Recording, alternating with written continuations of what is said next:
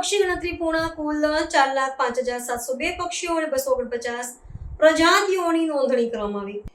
પોરબંદરના નૈસર્ગિક જળપ્લાવિત વિસ્તારો અને વન્યજીવ અભયારણ્યોમાં તાજેતરમાં પક્ષીઓની વસ્તી ગણતરીનું કાર્ય પૂર્ણ કરવામાં આવ્યું છે. આ ગણતરી દરમિયાન જિલ્લાભરમાં કુલ 4,05,702 પક્ષીઓની હાજરી નોંધાઈ છે, જે પર્યાવરણ પ્રેમીઓ અને વન વિભાગ માટે ઉત્સાહજનક સમાચાર છે.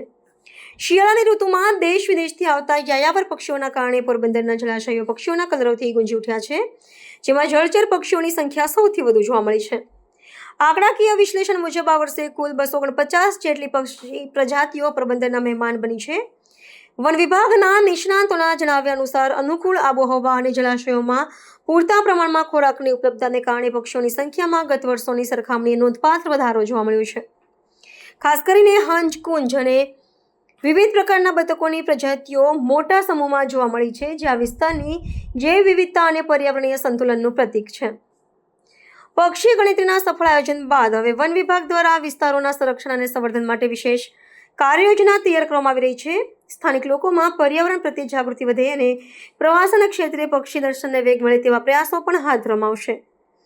ભવિષ્યમાં જળપ્લાવિત ક્ષેત્રોની સુરક્ષા વધુ સઘન બનાવીને વિદેશી પક્ષીઓ માટે સલામત આશ્રય સ્થાન જાળવી રાખવાનો સંકલ્પ વહીવટી તંત્ર દ્વારા વ્યક્ત કરવામાં આવ્યો છે.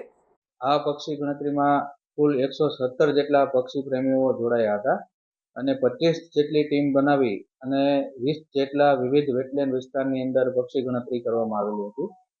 પક્ષીઓની વાત કરીએ તો આ વર્ષે કુલ 249 પ્રજાતિના પક્ષીઓ નોંધાયા છે અને ટોટલ પક્ષીઓ 4,05,702 જેટલા કાઉન્ટ થયા છે.